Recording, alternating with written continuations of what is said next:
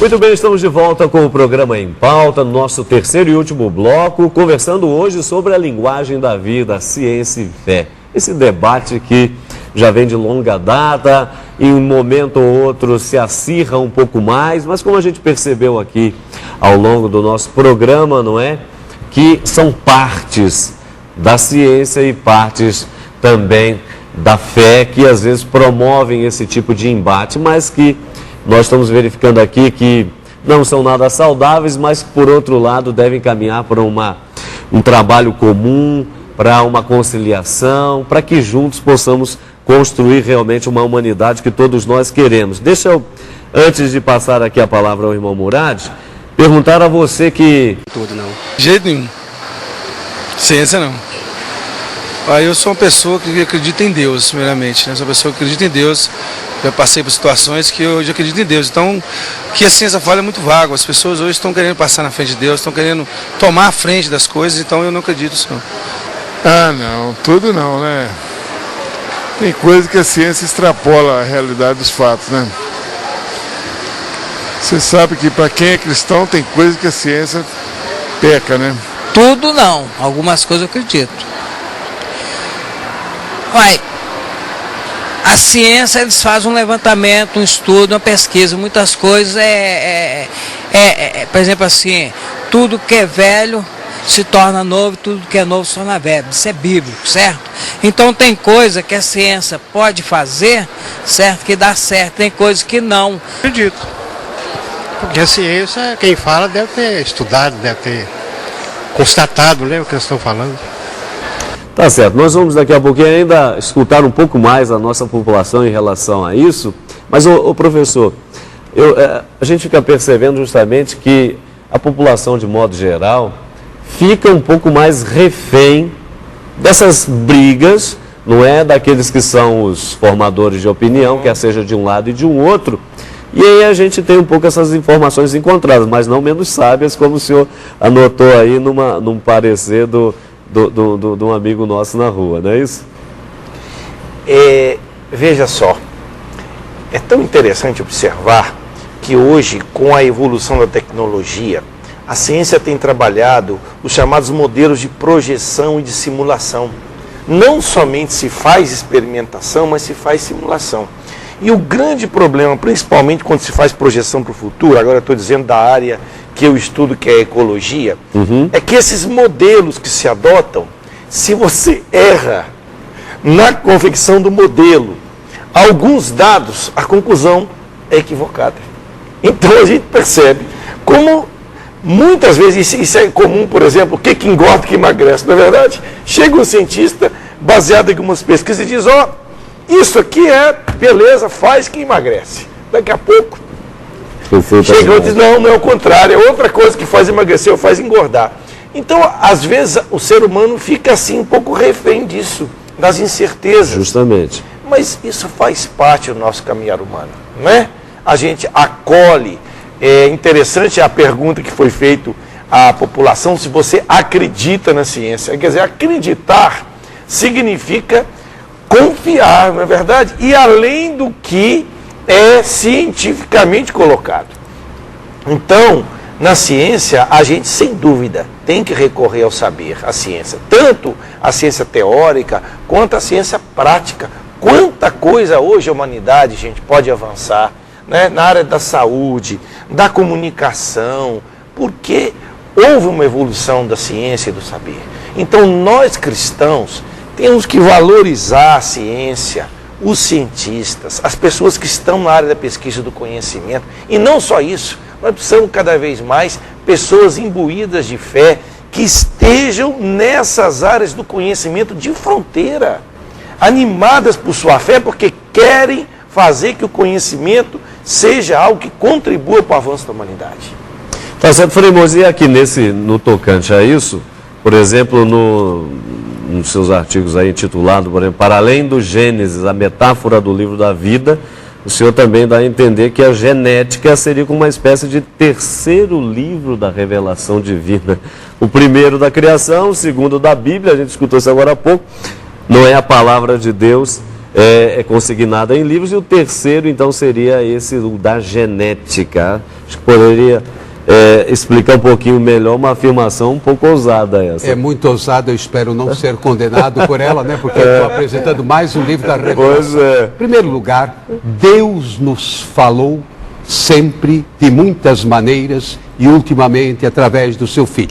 Ou seja, o nosso Deus é um Deus que fala, e fala de uma multiplicidade de maneiras, por fatos, por gestos, por palavras, nas palavras, então, no caso do Evangelho, Jesus Cristo, etc.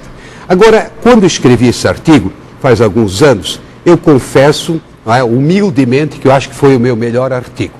Porque eu estava enredado em toda essa problemática, o livro da vida, as letras, a genética, se fala muito em letras, em genoteca, biblioteca de genes para ler.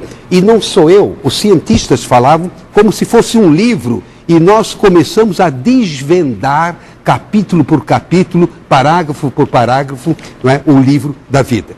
Só que daí eu comecei a me perguntar, você tocou no assunto sem querer, mas deu a pista mais segura. Se a genética é uma linguagem, é uma fala, é uma palavra, você começa a perguntar, como é que São João inicia o seu evangelho? No princípio de tudo, o que havia? A palavra. E a palavra estava em Deus. E a palavra era Deus. E a palavra se fez carne e veio morar entre nós. Gente, isso é impressionante. Por que é impressionante? A encarnação, o mistério da encarnação, Deus assumindo a nossa condição, é a revelação plena daquilo que Deus tem como projeto para nós. Por outro lado, essa palavra que se fez carne, em genética, hoje, cada dia se está mais seguro, você não tem genes como coisa palpável. Gene é uma linguagem para dizer um pacote de informações. Então, no início, você não pode pegar e apalpar, mas você tem os comandos. E eu não aceito essa ideia, não, porque, sabe, o embrião, ele ainda não tem direcionamento, ele pode ser direcionado para produzir qualquer órgão. Isso é uma fantasia. Ele já tem a predisposição para efetuar aquela ordem, ou seja, um pacote, não é, como que abrindo o caminho para a execução do projeto humano. E não só do projeto humano, mas do projeto de vida. Sim. E aí é que vem a chave para descobrir esse segredo da vida, é a palavra de Deus em Jesus Cristo. Ele que é a palavra que revela os planos de Deus e que fala através de muitas maneiras. Esse mesmo Deus fez com que nós, lendo essa genética, nós descobramos as maravilhas, não é, da comunhão entre Criador e criatura, e em todos os níveis. Então, para mim, é claro que a gente em poucos segundos assim não pode explicar, mas eu confesso que para mim foi uma grande descoberta. É como que a chave do cofre, do segredo, né? Se fala tanto de segredo, de mistério, que é misterioso, cheio de livros. Muito bem, então a chave última do cofre, do segredo da vida é a palavra de Deus em Jesus Cristo. Ele é o sentido último de tudo que existe. Pois não, irmão. Pode. Frei Moza, eu fico muito feliz de estar com você nesse debate.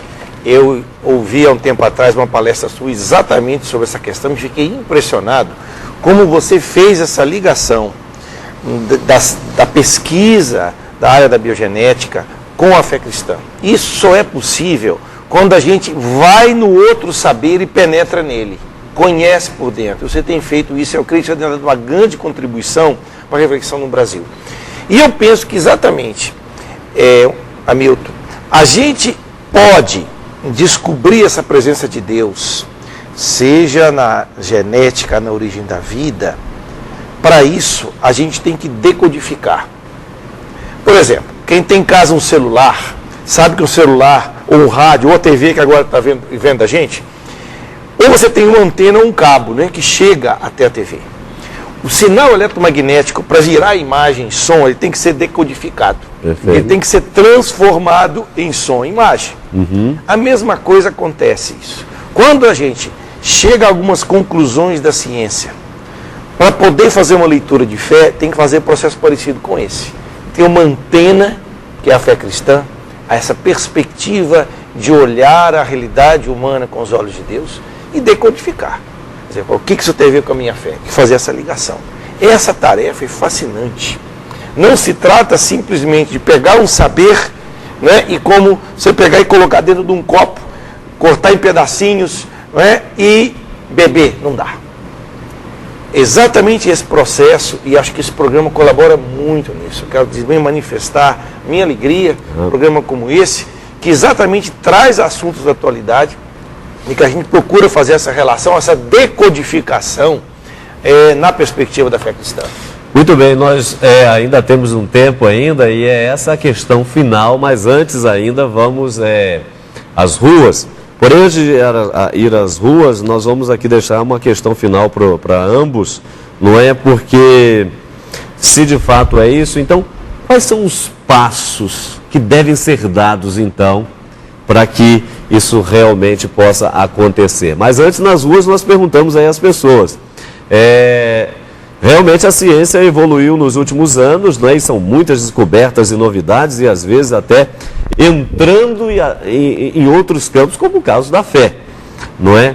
Você acha que as duas podem caminhar juntas? Vamos ver primeiro a resposta das pessoas nas ruas. É possível, sim. Por quê? A fé a gente tem, mas a ciência também está aí, né? Pode sim. Eu não acredito não. Eu acho que esse conflito vai existir sempre, religião e ciência.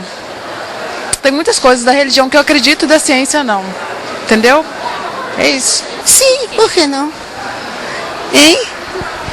Por que a senhora acha? Porque eu acho que a fé, qualquer pessoa tem o direito de escolher.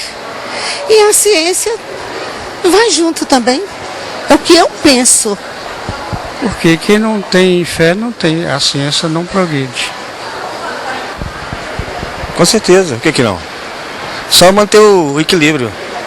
Você consegue conciliar as duas coisas. Quais são os passos que precisam ser dados e aqui, como palavra final de ambos? Professor, por favor, professor. Primeiro eu quero convidar, além dos meios que a Canção Nova tem, se você quer conversar comigo, manifestar opinião a respeito, o meu blog, afonsomurad.blogspot.com, eu vou deixar lá uma pequena observação sobre esse programa. E se você que está ouvindo a gente quer entrar lá, deixar a sua opinião, vai ser um enorme prazer entabular esse diálogo com você.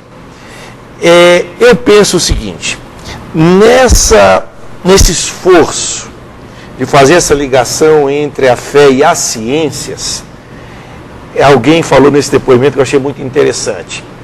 Tem colaboração e também tem conflito. Da mesma forma como entre pessoas que são diferentes. Sim, claro. Na verdade, é normal que haja conflitos. Isso vai acontecer na relação entre a fé cristã e as ciências. Por quê? Porque são diferentes linguagens, com diferentes interesses e perspectivas. É normal que uma pessoa que está numa área de alta tecnologia, grande parte do pensar, da energia dela esteja dirigida para isso. Mas ela não é somente isso, não é verdade? Nenhum de nós é somente uma coisa. O que eu acho que nós temos descoberto hoje na arte contemporânea é que nós desempenhamos uma multiplicidade de papéis. Nós somos simultaneamente, cada um de nós, né, é homem ou mulher, profissional de determinada área, tem uma crença ou não tem, mas está numa busca religiosa, é membro de uma família, tem uma visão de mundo. Então é dentro desse contexto mesmo que eu acho que é muito saudável para a sociedade contemporânea se colocar mais esse diálogo entre fé e a ciência. O que não dá, Frei Moza lembrava disso, são essas posições extremistas, né? A pessoa diz, não, porque eu creio que Deus é criador, logo a ciência fala bobagem. Não é assim, gente. Né? O que a visão evolutiva, a perspectiva da ciência pode acrescentar à nossa fé? E é o que nós também podemos dizer para ajudar a humanidade nessa busca de sentido, nessa busca do bem. Então eu penso que esse diálogo ele é profícuo. Tem conflito? Claro que tem. Mas ele é bom porque ele vai ajudar a humanidade a avançar. Tá certo. Frei Antônio Mose, por favor. Bom, eu daria 3 pressupostos para que o diálogo realmente avance. O primeiro pressuposto é que haja seriedade nos estudos, na pesquisa, seja pesquisa intelectual, seja pesquisa no campo da fé, seja da ciência. Ou seja, aprofundar, porque a superficialidade é que provoca a maioria dos conflitos. Segundo, é preciso ter honestidade intelectual.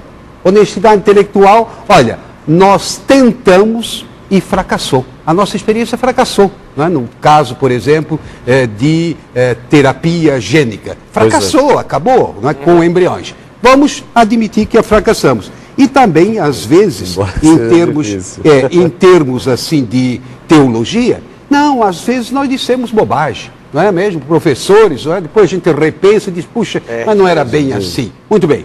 E uma terceira, diria, virtude, certamente da humildade, de continuamente retomar, continuamente reestudar, continuamente entrar em diálogo. Agora, nesse final, eu queria fazer uma observação sobre o irmão Murad, sabe? Há quantos anos nós nos conhecemos? Eu perdi as contas. Perdeu as contas porque já faz um pouco, nós dois já estamos meio careca. Mas, de qualquer forma, eu queria dizer o seguinte, você tem elogiado muito nos 2 programas, que primeiro, os primeiros estudos de ecologia, você pegou comigo, agora sobre a genética, a leitura teológica no campo da genética. Eu queria dizer o seguinte, eu até estou assim, ligeiramente com inveja do progresso desse meu irmão Murad. Como domina a linguagem científica, teológica, conjuga. Olha, foi realmente uma verdadeira aula. Você está de parabéns. Obrigado, e eu acho, Padre Hamilton, não vamos mais convidá-lo não, que ele acaba botando sombra em cima de nós, né? Não, pelo contrário, a gente se alegra muito de ver essa facilidade e eu acho que é assim que realmente o nosso povo, os nossos telespectadores, conseguirão absorver algo que os ajude a viver melhor, a entender melhor a complexidade do momento histórico que nós vivemos. Então, de fato, a contribuição sua aqui foi fantástica e eu acho que, apesar do aparente abstrato no qual a gente está falando, na realidade nós estamos ajudando as pessoas a caminhar na compreensão da vida e dos seus mistérios. Tá certo. E ainda uma última palavrinha, não é, para o telespectador.